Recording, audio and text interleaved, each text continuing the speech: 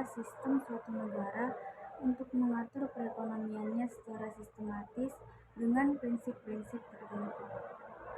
Ada 4 sistem ekonomi. Yang pertama, sistem ekonomi tradisional.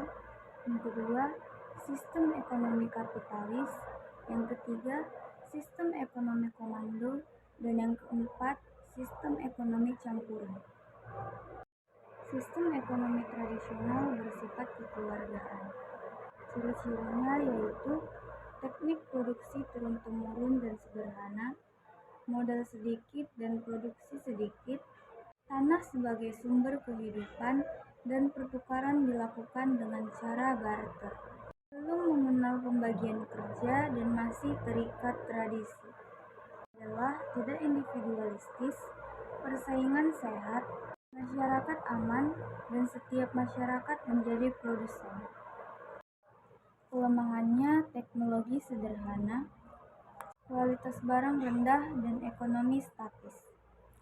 Ciri-ciri sistem ekonomi pasar yang pertama, barang dan modal bebas dimiliki setiap orang.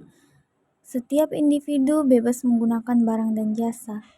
Pemerintah tidak secara langsung ikut campur dalam kegiatan ekonomi. Peran modal sangat penting. Persaingan bebas dan ketat. Kelebihannya yaitu menumbuhkan inisiatif dan kreasi masyarakat. Yang kedua, munculnya persaingan untuk maju. Yang ketiga, efektif dan efisiennya tinggi karena tindakan ekonomi didasarkan atas motif mencari laba. Barang yang dihasilkan mutunya tinggi. Karena persaingan yang ketat, maka orang-orang akan selalu memperbaiki mutu dari barangnya. Kelemahannya yaitu yang pertama, pendapatan tidak merata. Yang kedua, munculnya monopoli yang dapat merugikan masyarakat. Yang dimaksud dengan monopoli yang dapat merugikan masyarakat adalah penguasa pasar atau pemilik modal yang besar dapat menguasai pasar dengan cara menumpuk barang lalu menjualnya dengan harga yang mahal. Yang ketiga, ekonomi naik turun karena kesalahan alokasi sumber daya oleh individu.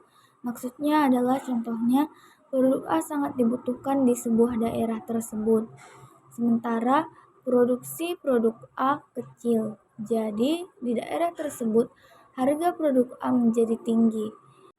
Dan jika produksi sebuah barang berlebihan, sementara kebutuhan sangat rendah akan produk tersebut, harga produk tersebut akan menjadi rendah.